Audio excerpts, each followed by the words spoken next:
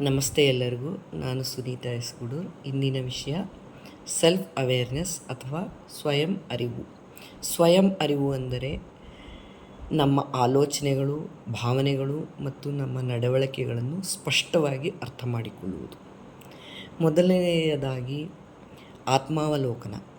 ಆತ್ಮಾವಲೋಕನದಲ್ಲಿ ನಮ್ಮ ಭಾವನೆ, ನಮ್ಮ ಯೋಚನೆಗಳು ಮತ್ತು ನಮ್ಮ ಎಕ್ಸ್ಪೀರಿಯನ್ಸನ್ನು ಸ್ಪಷ್ಟವಾಗಿ ತಿಳಿದುಕೊಳ್ಳುವುದು.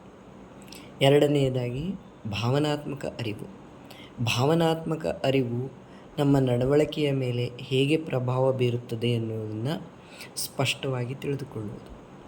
ಮೂರನೆಯದಾಗಿ ಗುರಿಗಳು ಮತ್ತು ನಮ್ಮ ಮೌಲ್ಯ.